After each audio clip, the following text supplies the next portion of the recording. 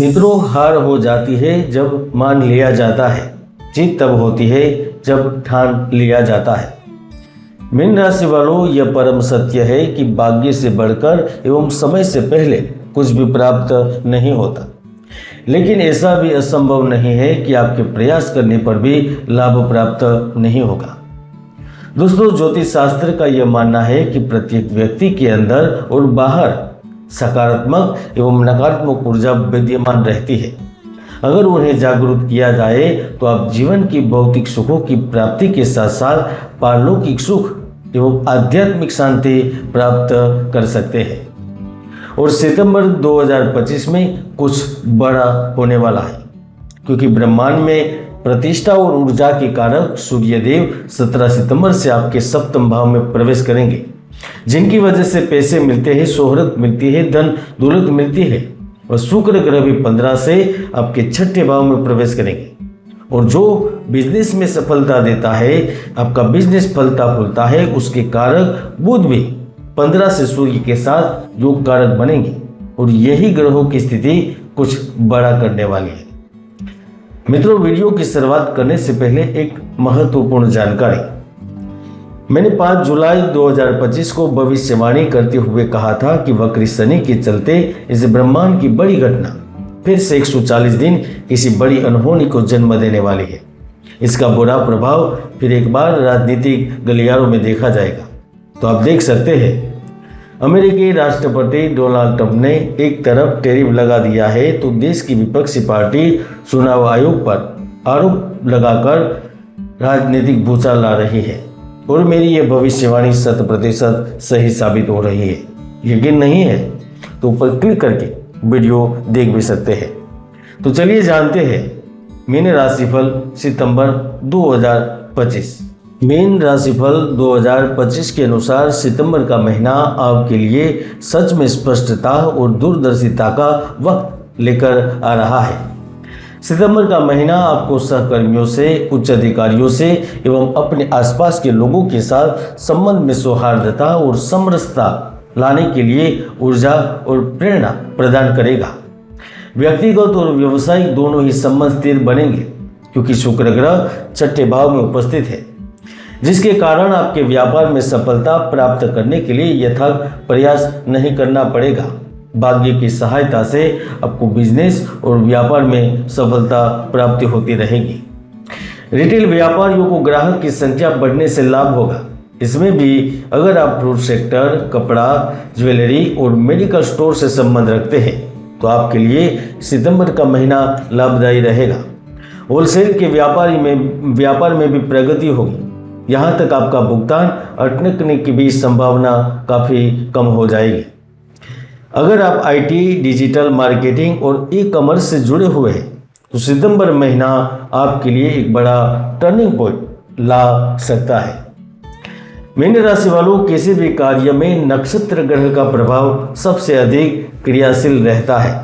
इसलिए सितंबर माह में निवेश के लिए दूसरा और तीसरा सप्ताह बहुत अनुकूल है। खासकर अगर आप सोना, चांदी, दवा, उद्योग और कृषि क्षेत्र में निवेश करते हैं तो इससे आपको भरपूर लाभ हो सकता है। बृहस्पति के स्वामित्व वाली मीन राशि पर इस समय बुध और शुक्र की शुभ दृष्टि है, जिससे न केवल आपके व्यापारिक सौदे लाभकारी बनेंगे, लेकिन ज्योतिष शास्त्र कहता है कि जब बुध शुभ हो तो वह नौकरी और अन्य जगह से ढेर सारे लाभ दिलवाते हैं। इस समय नौकरी पेशा लोगों के लिए भी ये महीना प्रमोशन और नई जिम्मेदारी लेकर आएगा। आईटी सेक्टर, बैंकिंग, शिक्षा और सरकारी कार्यों से जुड़े लोगों को लाभ मिलेगा, जैसे मैंने पहले बताया। इसमें भी अगर आप लंबे समय से नौकरी बदलने के बारे में सोच रहे हैं तो सितंबर का पहला और चौथा सप्ताह में इंटरव्यू और जॉब के ऊपर प्राप्त होगी। यहाँ तक आप सरकारी परीक्षा की तैयारी कर रहे हैं तो यह समय में आपको भाग्य का विशेष सहयोग मिल सकता है। वैसे भी बुध ग्रह सूर्य के साथ योग कारक बनेंगे तो कई अधूरे काम हो सकते हैं। अगर आपके कार्य लंबित पड़े हुए हैं तो वह भी शीघ्रातिशीघ्र पूर्ण होने के योग निर्मित होंगे। शिक्षा की दृष्टि से देखें तो भौतिक शास्त्र, संस्कृत, गणित, इंजीनियरिंग, आर्किटेक्ट से संबंधित विद्यार्थियों को सफलता प्राप्त होगी। आपको न केवल इस अवधि के दौरान शिक्षा का लाभ मिलेगा, लेकिन शिक्षा के साथ साथ धन कमाने के भी मौके मिल सकते हैं। इसमें भी अगर आप भारत के बाहर हैं, कहीं विदेश में पढ़ाई कर रहे हैं, तो मित्र आपकी सहायता के लिए आगे आ सकते हैं। पारिवारिक व्यक्ति का भी लाभ प्राप्त हो सकता है।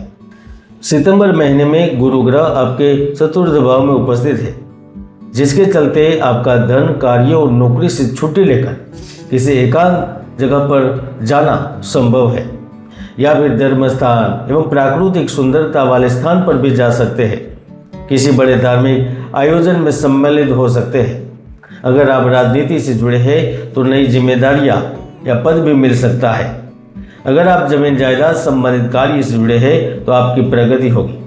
अगर आप घर या फ्लैट खरीदने या बुक करने या प्लॉट लेने की योजना बना रहे हैं तो निश्चित रूप से यह समय लाभकारी रहेगा।